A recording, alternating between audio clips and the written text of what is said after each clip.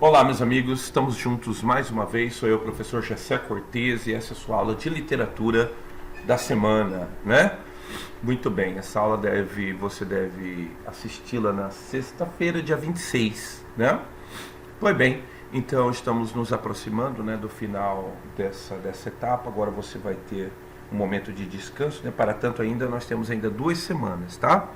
Então eu quero pedir agora, né, ou melhor, chamei essa aula de pré-modernismo, parte 1, mas eu gostaria que você abrisse, por gentileza, a apostila. Vamos lá? Abra a apostila na página 8, eu quero bem terminar a minha parte do simbolismo. Pode ser? Vamos lá? Apostila, página 8, exercício 1. Deixa eu fazer ali com você, rapidinho, tá? Pois bem, na página 8 tem lá o exercício a respeito de cruz e sus.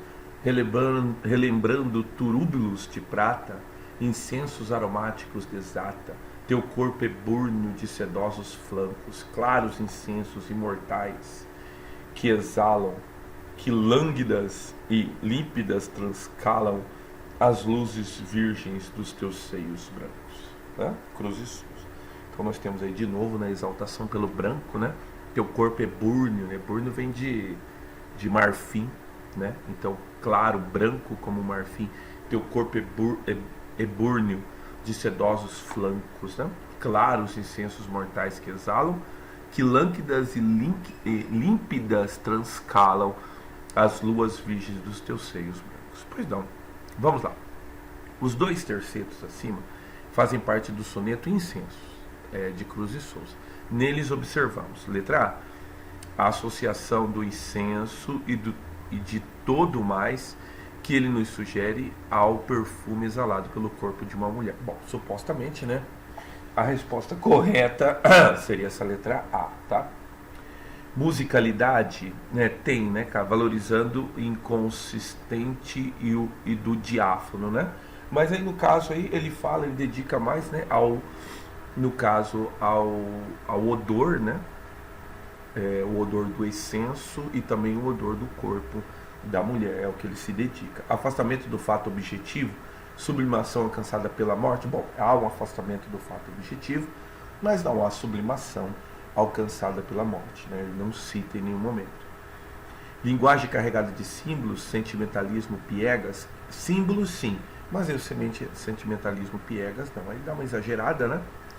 Porque daí o piegas é aquilo, né, que é recorrente, é exagerado, é de mau gosto, né? Amor espiritualizado que atesta o misticismo. Não há uma espiritualização, ele só compara o incenso ao corpo, né, ao perfume do corpo. Pois bem, aí o Ita traz essa questão.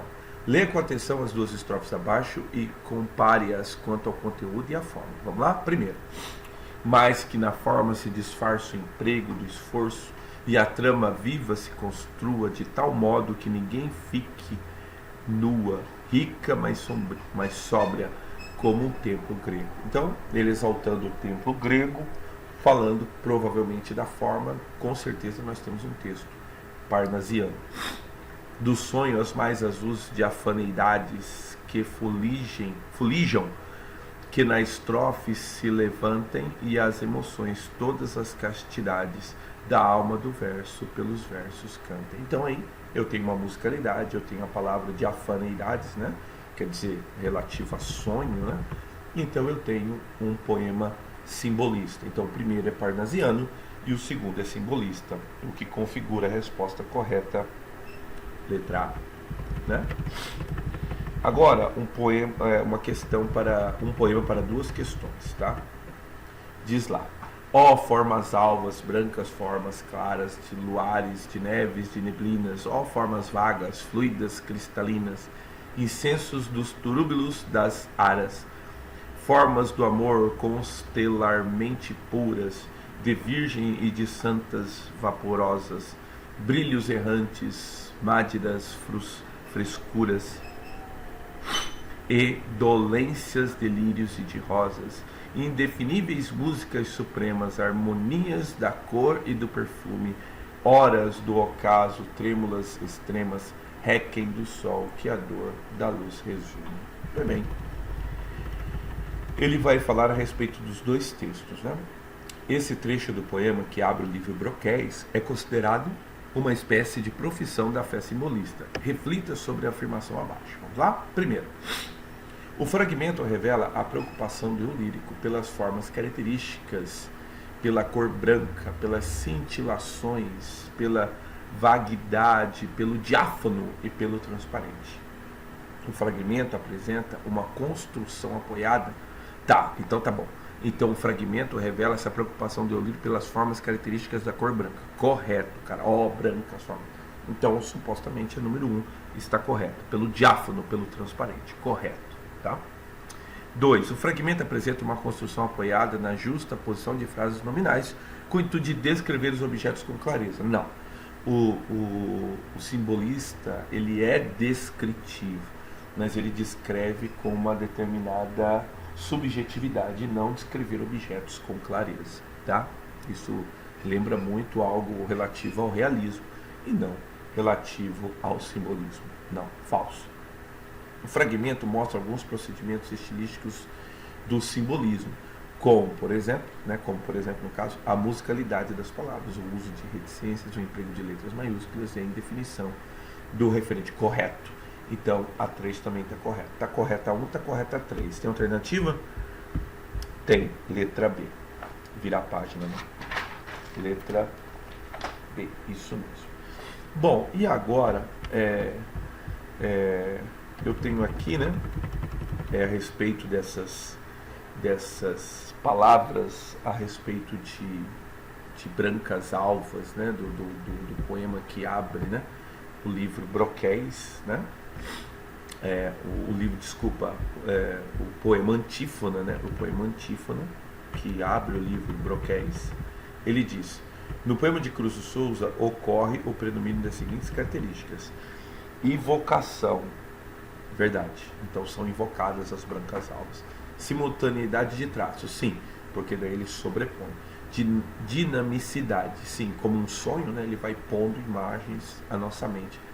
Ausência de sequência temporal e do descritor observador, sim, então ele não fala com que tempo isso acontece, e há sim a omissão do descritor do observador, né? Supostamente a letra A está correta. Explicações? Não, aí de cara já era, porque o simbolismo não está lá para explicar, está lá para evocar. Então ele ignora a letra B e a letra C. Letra D. Invocação? Sim.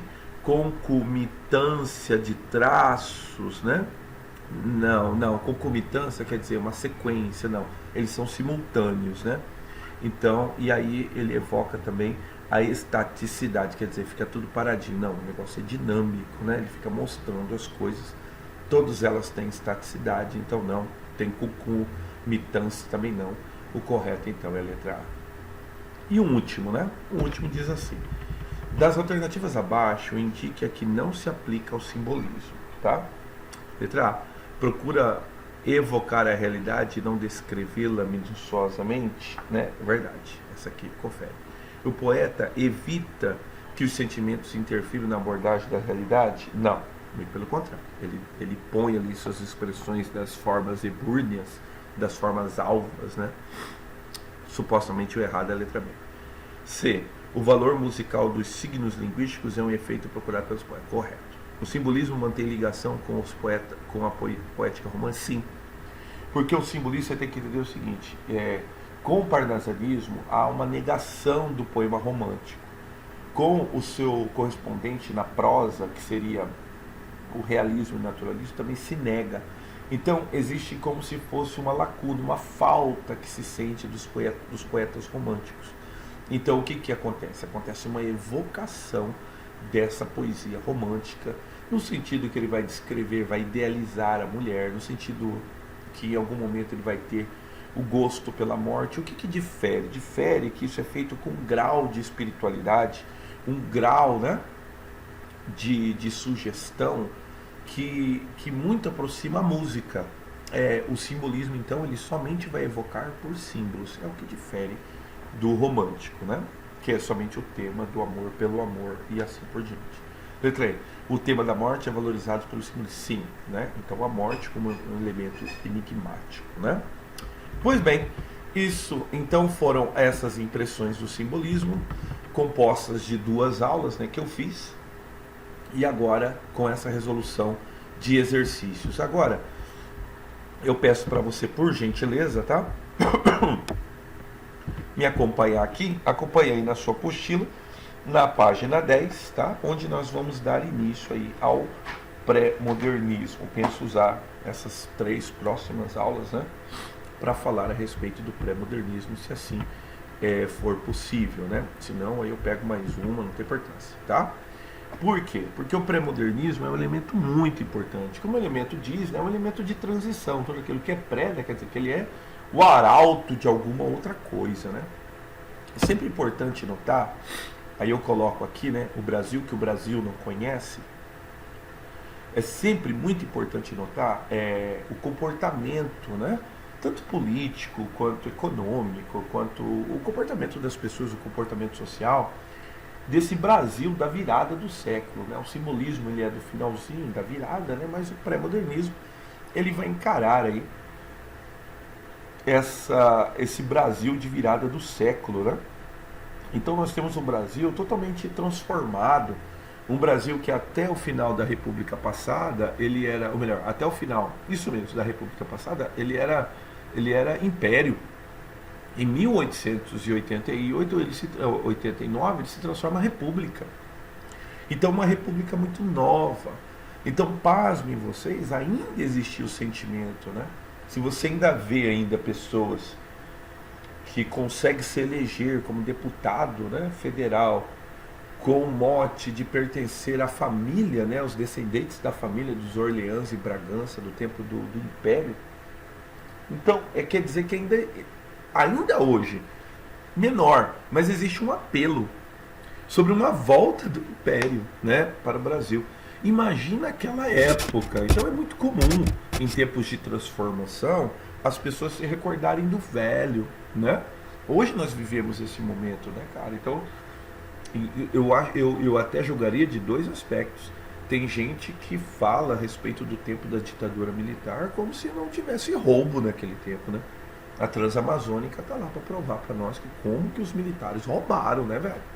E em contrapartida, a gente tem um governo que se parece tanto com esse governo militar, mas as pessoas ficam evocando o governo passado de tanto que ele roubou, né, cara?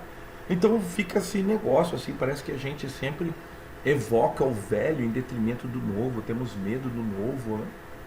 E assim por diante. E esse sentimento é um sentimento do começo do século, né, cara? Do começo de 1900, começo do século 20. Então, cara, eu tenho um Brasil de dimensões continentais. Eu tenho um Brasil enorme. Contudo, eu tenho esse contexto histórico aqui, ó. Eu tenho um Brasil oligárquico. É uma república oligárquica. Nós vamos conversar bastante a respeito dela, tá? O que nós temos também? É uma época de grandes homens, é uma época que se evocam heróis. Interessante, né? A representação de um herói, de uma pessoa que nos represente, né? De uma pessoa que possa nos representar, né? Eu vou falar a respeito disso. Esse pré-modernismo, né? E essa luta, né, contra aquilo que é do estrangeiro, essa luta contra a xenofobia, que eu também vou mostrar em alguns tópicos, tá bom? Bom, essa república oligárquica, ela tem um triângulo, né, que ela forma, né, cara, que a gente configurou chamar de República do Café com Leite. Ela se consolida, né? Por quê? Porque, na verdade, ela vai herdar esse barão do café, né, cara?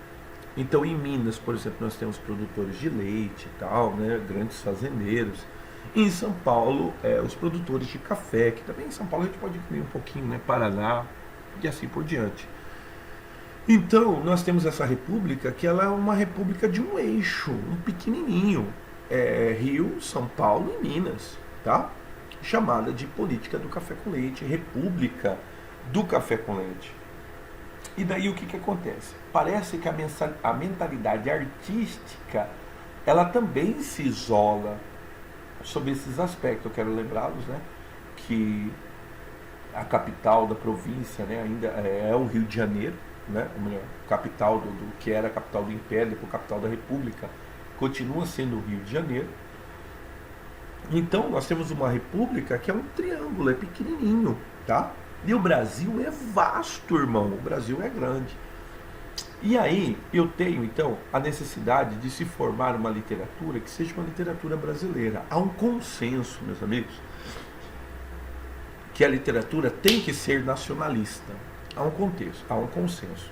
Contudo, existe uma vertente. Existe a vertente do nacionalismo que será conservador e o nacionalismo que será renovador. O conservador vai ficar a cargo dos parnasianos. Meus amigos, o parnasianismo ele é uma coisa que ele como é que eu vou dizer, cara? Ele se enraiza no Brasil de uma tal forma que a gente pode condenar a morte dele somente em 1922 com a Semana da Arte Moderna. E foi preciso a Semana da Arte Moderna, que é uma espécie de uma cirurgia, né? Para poder tirar, mano, isso que estava como que impregnado no Brasil, né? Como que enraizado. Tanto é que eu vou contar uma história rápida para vocês, que é a história do hino nacional. Não sei se você sabe, o hino nacional ele é composto em 1850, 1860, não sei assim. E o hino nacional, que é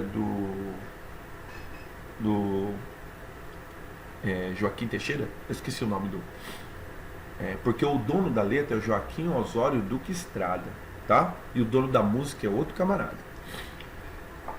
Ele compõe o hino, mas esse hino não tem letra. O hino nacional, ele é composto, ele é símbolo nacional há muito tempo, mas ele é somente o parará, parará, parará, pá, pá, pará, pará, pará, pará, pá, pá, pá. Ele não tinha letra, tá? Com o advento da República, em 1890, abre-se um concurso nacional para a escolha de um novo hino. Então abriu-se um concurso para compositores, tal, o pessoal compor letra e hino do hino nacional.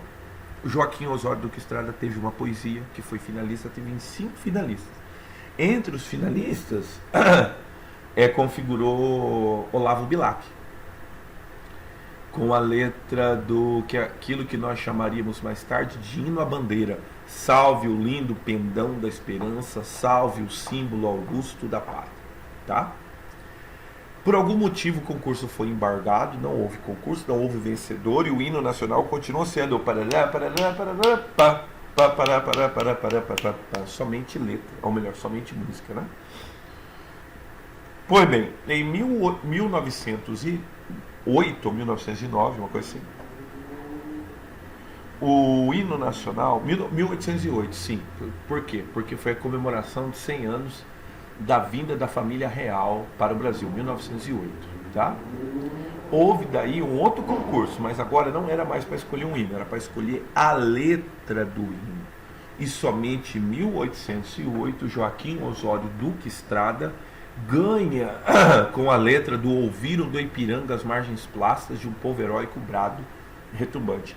Que se você prestar bem atenção na composição do hino, ele é extremamente parnasiano. Então esse parnasianismo é algo encrostado no Brasil. É algo que está, né, enraizado no Brasil.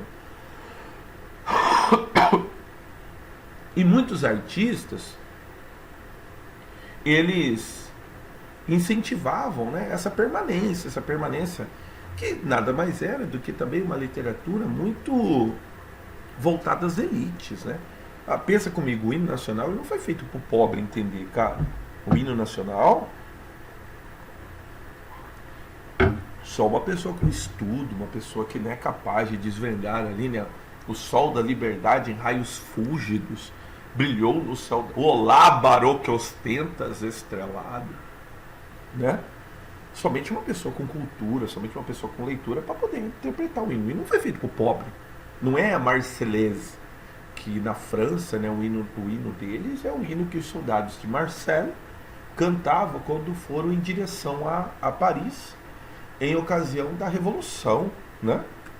Então é uma música que todo povo consegue. La patria.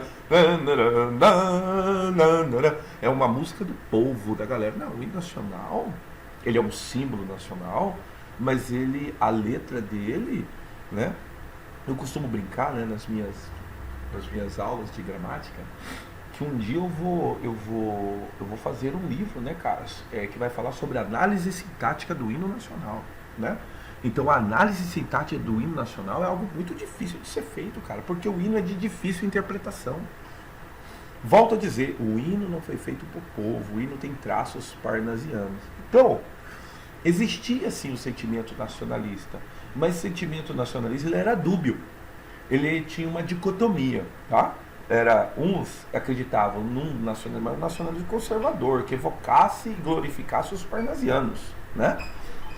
Mas também existia um grupo de doidos, um grupo de malucos que tinha essa concepção. Bom, gente, a gente tem que exaltar essa nossa terra, mas as pessoas têm que conhecer essa nossa terra, irmão. Essa nossa terra ela é muito grande. Então, criou-se um mote, né? O Brasil que o Brasil não conhece. E, na verdade, aquilo que nós vamos chamar de pré-modernistas são esses inovadores que propuseram, né, uma literatura que vá revelar o Brasil para o próprio Brasil. Então, hoje, eu quero falar de alguns, não sei se eu vou conseguir falar de dois, mas eu propus para falar de um. Então, eu falei aqui dessa política do café com leite. Ah, sim, os nomes. Vocês conseguem ver os nomes desses camaradas aqui? Todo mundo conhece esses camaradas aqui? Hã? Esse daqui é o Padre Cícero. Então é um tempo de festa. Essa estátua está lá, né, no interior do Ceará, né, ela é visitada até hoje, né? O Padre Cícero como figura, né, cara, importantíssimo. Então a gente evoca heróis, né? Esse camarada aqui, Virgulino Ferreira, o Lampião. Então, no caso aqui, o Virgulino Ferreira, o Lampião, tá? Isso mesmo. Então, a época do cangaço, uma época, né, que herança, né, dessa política do império, que não tinha como policiar, não tinha como ter força de exército para todo o território nacional. O que ele fez? Ele criou o coronelialismo, né? Aí você fala para mim que no Brasil não teve Idade Média, né? É ou não é uma figura de feudo, cara?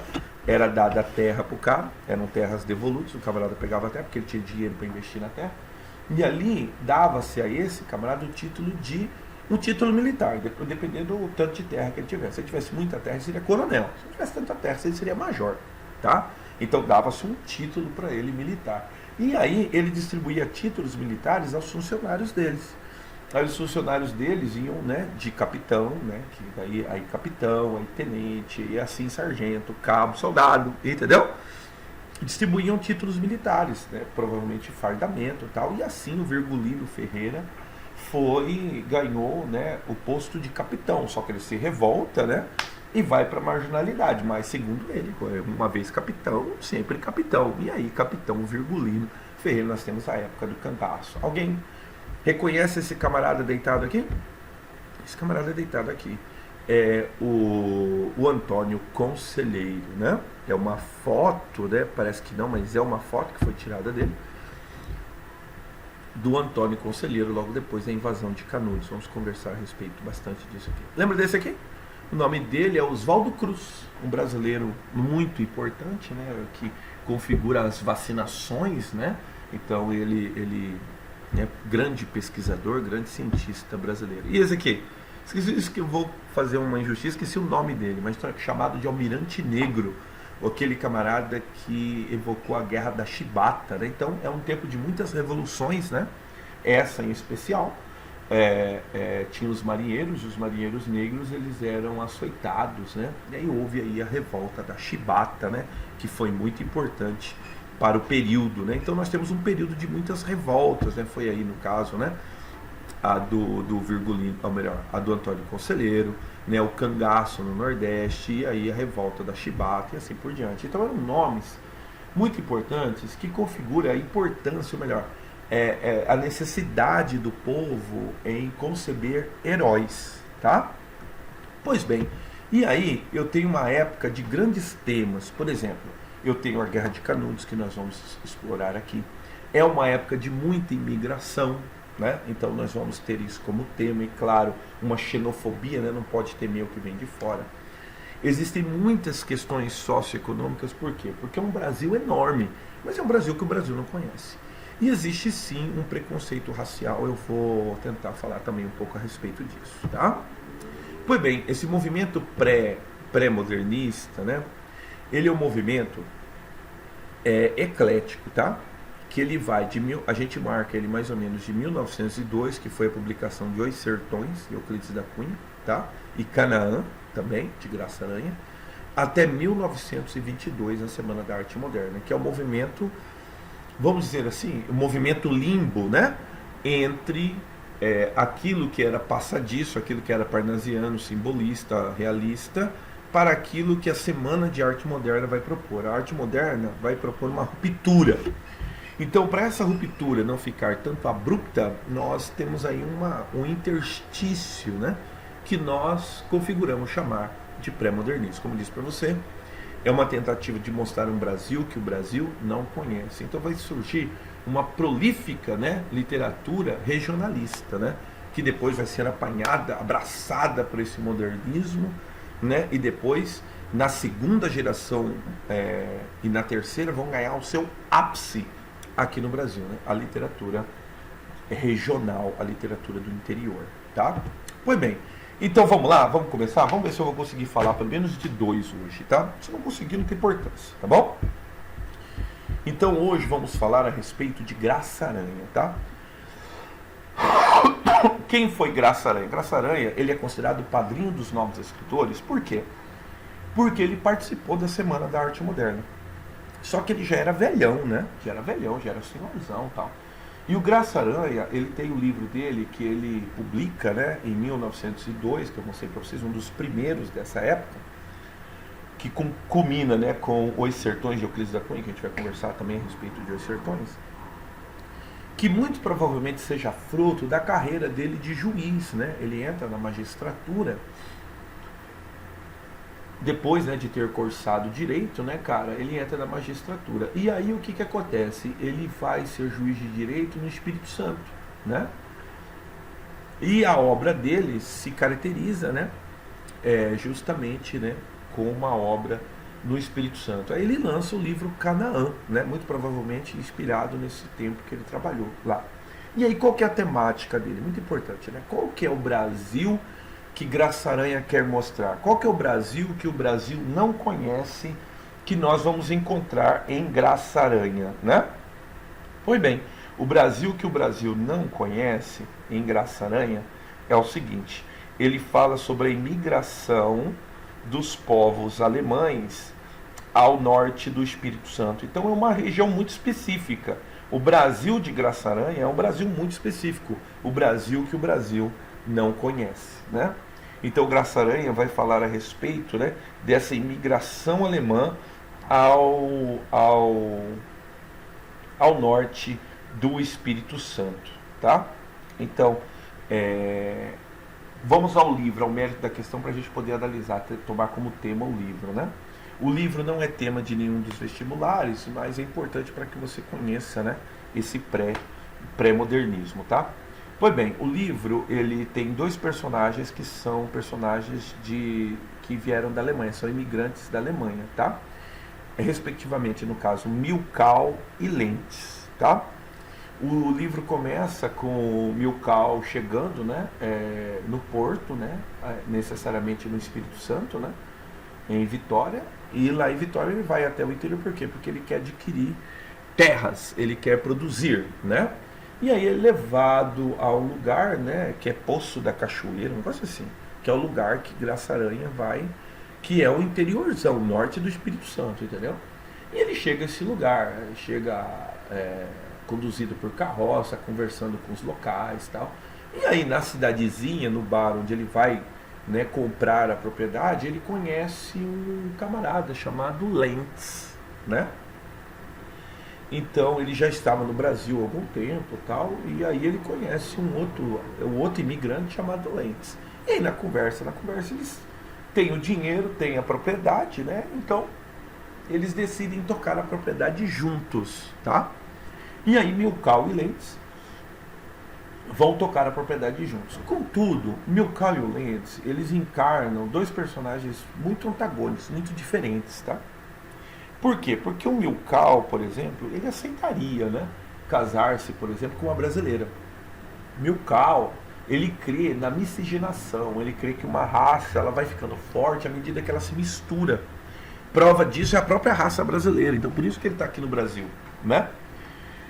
Já Lentz não, Lentz crê na superioridade da raça ariana, ele nunca se casaria com uma brasileira, entendeu?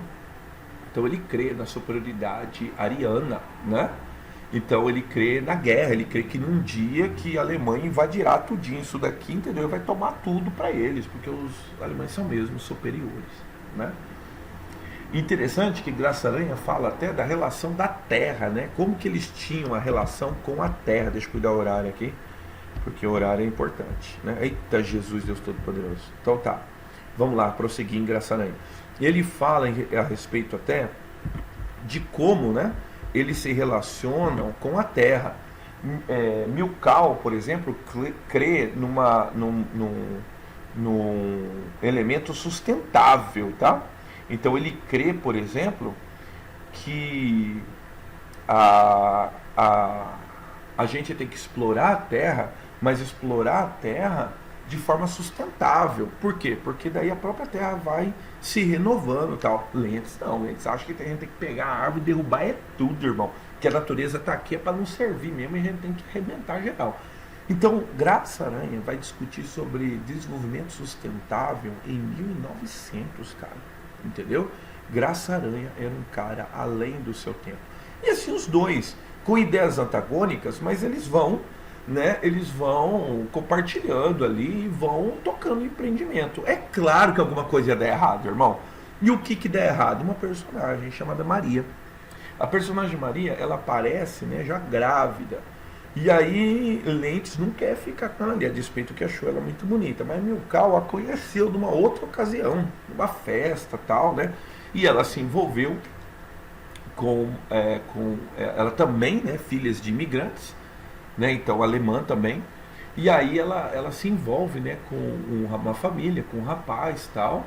E aí esse rapaz morre, mas os dois tinham a ideia do casamento, eram amantes tal, mas tinham a ideia do casamento. O que acontece? Ela engravida.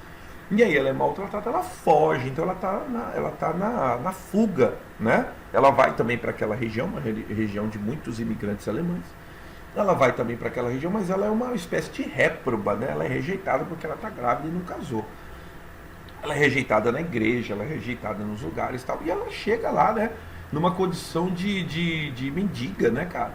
Chega ali na propriedade. O Lentz quer se livrar dela. O que Milkau vê? O Milkau reconhece. O Milkau quer acolhê-la, né, dar guarida para ela. E aí há toda a discussão, tal, toda a briga em relação aos dois. Por quê? Porque uma mulher chegou para desestabilizar geral, né? O livro, cara, eu não vou contar todo o livro, mas o livro ele tem traços também naturalistas, tá? No sentido que ela sente as dores de parto. Tem uma cena muito, muito forte no sentido que ela sente dores de parto perto da pocilga, perto do lugar onde criam os porcos, né? Que ela não tem forças para sair dali, e ali ela tem um filho, tá? Os porcos vêm comer o resto do parto, e ali na hora também ela deixa o filho ali para ser comido, tá bom? É uma cena muito forte. E aí a polícia, né, fica sabendo, estava ali acusada de infanticídio, é presa, né? E aí Milkau é que vai resgatá-la numa fuga, né, extraordinária, ele vai tirá-la da prisão. O livro gira mais ou menos em torno disso. É uma leitura que vale a pena no sentido de você cumprir essas impressões que Graça Aranha tem, né? Esse Brasil que o Graça Aranha quer nos mostrar, esse também medo que as pessoas tinham daquilo que era diferente, no caso aqui do povo alemão, né, que estavam ali, imigrantes no norte do Espírito Santo. Pois bem, o livro foi um sucesso na crítica, o livro, né, arrebentou, tá? Graça Aranha, na ocasião, antes da publicação de Canaã, ele já ajudou na configuração da Academia Brasileira de Letras e já ganhou uma cadeira antes mesmo da publicação do Graça Aranha. Com a publicação do Graça Aranha ele ganha notoriedade, né? Pois bem, aí ele vai evoluindo nesse sentido, mas aí ele entra em contragosto com a academia. Por quê? Porque ele apoia uma literatura renovadora. Ele apoia, por exemplo, os antecedentes, né, da Semana de Arte Moderna, né? Então ele apoia, né, os antecedentes da arte moderna. E por apoiar os antecedentes da arte moderna e por apoiar a própria Semana de Arte Moderna, porque ele foi lá, participou, por isso que é chamado de padrinho dos novos escritores, ele rompe com a Academia Brasileira de Letras. Quando rompe com a Academia Brasileira de Letras, ele faz um discurso, né, cara, um discurso muito eloquente, né, onde ele diz que se a academia não está disposta a mudar, então a academia ela tem que acabar, né? E aí ele rompe também com a carreira de juiz e se manda para a Europa, né? Passeia pela Europa, viaja bastante, né, tal. Mais tarde retorna, escreve o livro Malas Arte, né? Depois escreve também alguns contos, tal. É digno de crítica, livro muito famoso também no exterior, ele que também era muito andado. E aí é convidado novamente para voltar para a Academia Brasileira de Letras. Ele rejeita o convite, dizendo que uma vez rompeu, né? Uma vez que ele rompeu, rompido está. Ele agradece, né, aqueles colegas, companheiros que reconhecem o trabalho dele, mas ele não retorna para a Academia Brasileira. Se não me engano, ele vive bem, cara. Ele morre em 1940, se não me engano. É Graça Aranha, né? Que fica imortalizado com seu livro Canaã. Vamos fazer assim, ó, para eu não cometer nenhuma injustiça, que eu preparei aqui agora para falar sobre Monteiro Lobato. Para não cometer nenhuma injustiça, vamos resolver uns exercícios então? Vamos lá? Resolver uns exercícios aqui. Então eu tenho esses exercícios aqui a respeito do Graça Aranha, a respeito do pré-modernismo. Outros exercícios 1 e 2 a respeito do Monteiro Lobato, tá? Diz assim: qual desses acontecimentos marcam o contexto histórico do pré-modernismo? Então vamos lá? Chegada da família real portuguesa? Não, isso aí aconteceu em 1808. Transferência da capital do Brasil para Salvador? Não, cara. Foi o contrário. Transferiu-se a capital de Salvador para o Rio de Janeiro. Mas também. Inconfidência Mineira? Não, Inconfidência Mineira é o tempo do arcadismo. É a revolta da Chibata. Era Vargas, é bem depois, é 1930, tá? Então a resposta correta é a letra D. Esse pré-modernista foi um dos fundadores da Academia Brasileira de Letras e rompeu com ela. São suas palavras: se a academia se desvia desse movimento regenerador, se a academia não se renova, morra a academia, entendeu? Então ele era a favor, então acaba com tudo. De que escritor nós estamos falando? Nós estamos falando de Graça Aranha, tá? Então Graça Aranha, então ficou marcado aí como escritor, né, que se revolta com a Academia Brasileira de Letras, o escritor, né, que faz o seu Brasil que o Brasil não conhece, que é, no caso, a imigração alemã para o norte do Espírito Santo, certo? Amanhã, ou melhor, daqui a pouquinho na minha live, eu vou falar de outro pré-modernista. Aí eu vou falar especificamente de Lima Barreto, tá bom? Por que Lima Barreto? Porque Lima Barreto, ele tem 2 livros selecionados para vestibulares, então eu preciso de tempo para falar a respeito do... claro, pretendo falar dos 2 livros, vamos ver se eu vou conseguir, tá bom? Então, neste caso, né, o livro seriam, né, no caso, o Clara dos Anjos e Cemitério dos Vivos, né? Isso mesmo, Cemitério dos Vivos e Clara dos Anjos, 2 livros de Lima Barreto.